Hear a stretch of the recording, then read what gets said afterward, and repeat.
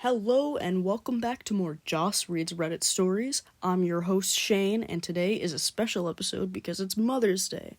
So I, as in me, Joss, hi, not Shane, have personally handpicked these stories from the subreddit Am I the Asshole Sims for you, Mama Del Rey, because you were sad that Smosh has not made their own video of crazy Sim stories. Unfortunately, I have no money to buy you an actual gift, so I thought silly might work too. So I took it upon myself to scour the subreddit and find some ones I think you'll find funny or stupid. So, hi mommy, I love you. Happy Mother's Day. Okay, back to Shane. Today I'm joined by two of Mama Del Rey's favorite Smosh cast members, Ian and Angela. I'm happy to be here. Me too. I think this is going to be the greatest episode of Smosh Reads Reddit yet. Get it? Because it's not. Yeah, I'm excited. I think I picked out some interesting stories for today. Lots of assholes playing The Sims, apparently. Or llamas, as they say on there. Llamas?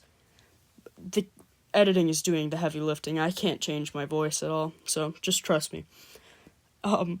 Yeah, so Sims speak Simlish, so asshole isn't actually a word in their language, so they usually say things like, am I the llama?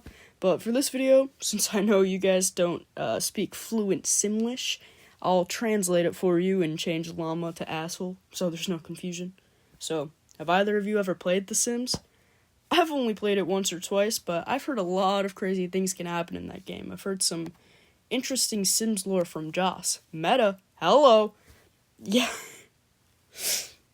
Yeah, Anthony and I played it many years ago on the channel, but I don't think anything too crazy ever happened. Alright, well, let's get into our first story. Am I the asshole for how I'm handling my mother-in-law? I, 25 male, and my partner, 24 male, recently had our wedding ceremony in Solani. It lasted all night as my in-laws had to work the next day, and it was a weekday. My mother-in-law visits me and my hubby's place, an apartment, as I had given her a spare key in case she just wanted to stop by unannounced. It isn't uncommon, as I have a dozen friends that do this, and some in-laws of mine do it as well. Sometimes they even do it when me and hubby are getting intimate. They seem unfazed by this, unless we decide to take it to the bedroom. Today I got a text from my mother-in-law saying this, copied and pasted from our messages. So, this is going to sound crazy. I know we're friends and all, but, well, okay, here it goes. I have a crush on you. Phew. Okay, it's out there. So, would you want to go out with me sometime? You're super cool. I really want to hang out with you more. WTF? She's literally engaged to my soon-to-be father-in-law. They've been engaged for years longer than I've even met my spouse. In the heat of the moment, I told her we should just be friends, as I'm her son-in-law. Her response? Okay, this conversation never happened. Bro, she's like 30 plus years older than me. WTF? When she visited my apartment, she acted as if it never even happened. She even has the gall to attempt to make advances on me when my spouse was in the bathroom, but I quickly shut her down and told her to leave. She left without incident. I've been going about my day, and somehow I feel indifferent to this, though I can't help but wonder if I should just tell my spouse. Either way, should he know? Would I be the asshole if I told him? What do you guys think? Absolutely, you should tell him. He deserves to know that his own mom is trying to get with his man. Yeah, like, I'm honestly struggling to understand how OP could possibly be the asshole in this situation. I mean, he rejected the mother-in-law's advances multiple times now, and to keep that hidden from him would be the asshole thing to do. Like Angela said, he deserves to know. Yeah, I mean, rejecting her and telling her husband about it really is the best thing you could do in this situation. I'm thinking maybe OP thinks they might be an asshole if this causes a rift between the husband and his mom. Like, maybe they don't want to be the reason they stop being so close. Sure, but if learning about this situation... Get fucking read! Sure, but if learning about this situation causes that to happen, there might be other things going on behind the scenes that may be causing him and his mom to drift apart anyway. Yeah, and the fact that she's so comfortable making advances on OP when the husband is literally in the next room makes me think that this might be a pattern of behavior, of coming after her son's boyfriends. Right, that could be true. Man, you really embodied that text from the mother-in-law. Thank you. I read it exactly as it was written. There was a lot of dots after every couple words. Top comment says, would not be the asshole. I think the problem here is that your relationship with your mother-in-law is too good. Try to pick a fight with her or imply her mother is a llama, see? It might help. If that doesn't work, I heard that some decorations have aphrodisiac properties and can put people in a flirty mood. I mean, who doesn't get horny looking at an ice bucket with champagne, am I right? So try hiding this kind of stuff when she comes over. Sounds like victim blaming to me. OP shouldn't have to change or hide his decorations just to keep the mother-in-law from making moves on him. God, I can't fucking read. I'm so sorry. Fair point. Alright, let's get into our next story. Am I the asshole for taking my son's computer away until his LSAT score improves? So, just to note, this comes from the user GalaxyFan1997, who I quickly found out is a very popular poster on the Am I the Asshole Sims subreddit, known to be very polarizing and controversial within the community. So, let's get into it. Hi everyone, it's Alistar Marinescu, the gay orphan prodigy grandmaster vampire millionaire singer with 13 distinguished degrees and a penthouse with 2 swimming pools. Alright. As you all know, my son, Alucard Angelus, 8 Mal, and I made a deal that I would build him an art museum if he made the perfect scores on the SAT, ACT, GRE, LSAT, and MCAT. I don't even know what some of those are. His 8th birthday just passed, and he has gotten He has gotten perfect scores on all of these exams except the LSAT. He got a 179 out of 180. This might have been good enough for Elle Woods, but Alucard Angelus is legally redhead and not legally blonde. Therefore, I expect more out of him. Alucard Angelus is at a level 10 at video gaming, and he is always having fun winning video game tournaments. However, he is clearly having too much fun since his LSAT score is so low. Therefore, I put his computer in the household inventory until he gets that perfect 180. He's been giving me a bit of attitude, and it's probably the hormones from precocious puberty, which I also went through at this age, and not because of my petty parenting style. Okay, I'm gonna get right into the comments on this one. Top one just says, "You're the asshole, as usual." Alright. And, other one just says, "Wait, am I hallucinating? Did you actually admit that you have a petty parenting style?"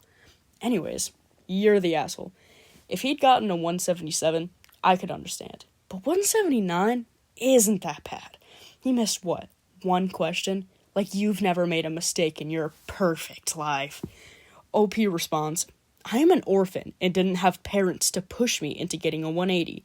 Alucard Angelus is lucky to have Johnny and me to push him into a successful life. How dare you?" Original commenter responds, "I had parents pushing me to the perfect... pushing me to the perfect? I had parents pushing me to be perfect in everything until I had a mental breakdown and stopped trying to please them. Just some food for thought. An occasional near perfect is better than pushing them to their breaking point." OP responds, "Alucard Angelus has the genius trait, so it's not as hard for him as it is for you." Whoa, shots fired. Yeah, like, relax, man. This is literally a Sims subreddit. Update. Whoa. Hi everyone, it's Alistar Marinescu, the gay orphan prodigy grandmaster vampire multi-millionaire singer with 13 distinguished degrees and a penthouse with 3 swimming pools. He had 2, now he has 3. Alright. As you all know, I had taken my son's computer away, Alucard Angelus, because he made a 179 on his LSAT and he needed to get a perfect 180 if he wanted an art museum, I promised him. After a grueling week of studying, Alucard Angelus retook the LSAT and made a 180. I'm so proud. He can now go into the 3rd grade having made perfect scores on the SAT, ACT, GRE, LSAT, and MCAT. I gave him back his computer, made him a nice art museum on the 2nd floor, and added a swimming pool. Oh, there's the swimming pool. Added a swimming pool as a bonus. I plan on getting him a diving board to use on the swimming pool. He is very happy, since he has already earned all 13 distinguished degrees from Bridechester and Foxbury with a perfect A+ GPA. The next step is to earn 7 master's degrees and 8 PhD. and 8 PhD. Oh, I did it again. What the fuck? 8 PhDs before he starts high school. I am such a good father. Okay. I mean, I guess OP knows what they want and what they want their son to accomplish in life, but like, come on, man, it's not that deep. Yeah, some comments here.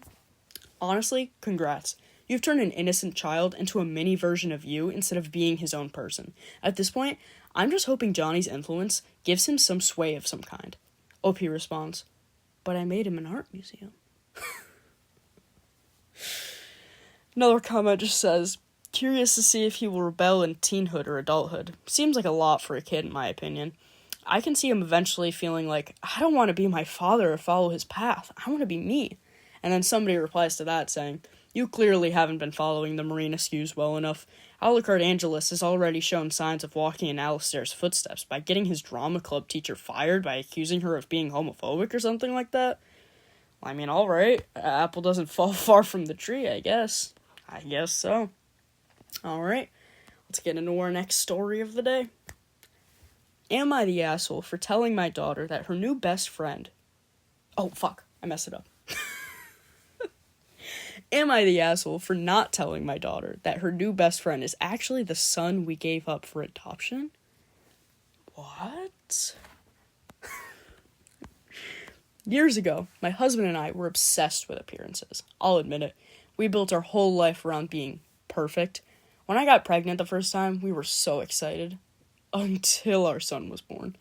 He didn't look anything like what we expected. I know this sounds horrible, but at the time we genuinely panicked.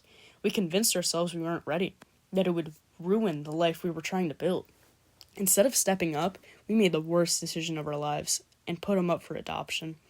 We told ourselves it was for the best, that he'd have a family who truly wanted him. A few years later, we had our daughter. She's everything we thought we wanted back then. Confident, social, and yes, conventionally beautiful. We raised her very differently. I like to think we've grown since then, even if we've never fully confronted what we did. Fast forward to now, she's in school and recently made a new friend. She invited him over for the first time last week. The moment I saw him, my stomach dropped. It was him. I just knew.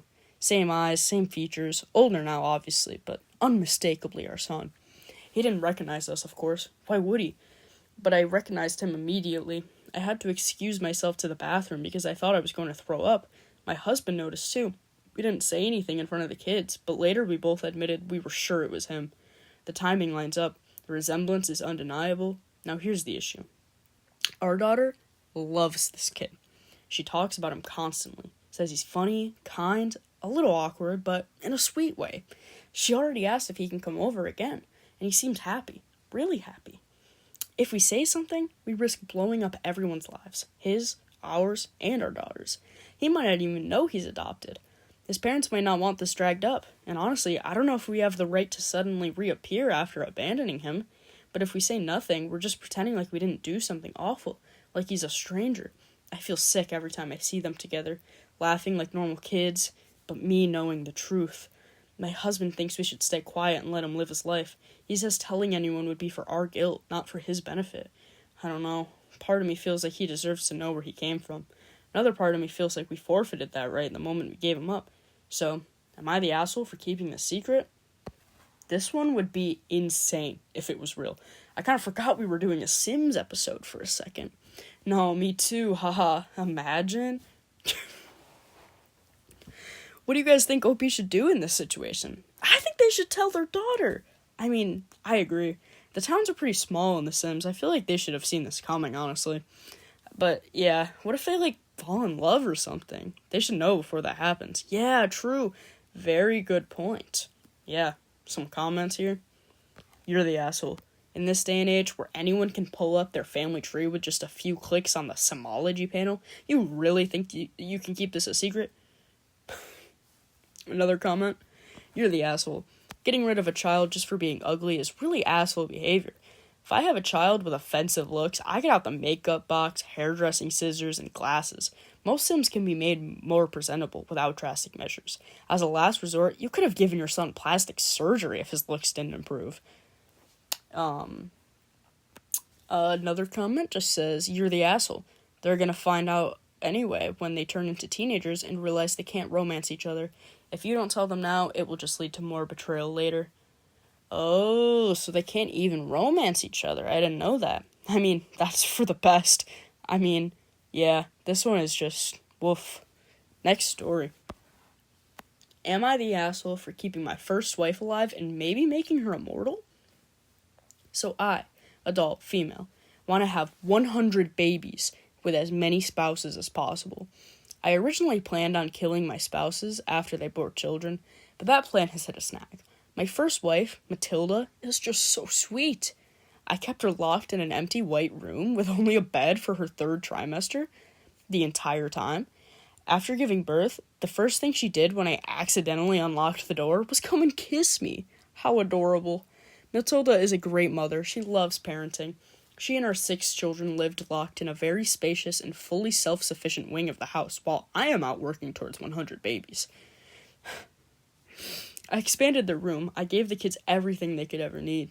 Matilda got a treadmill because after 6 consecutive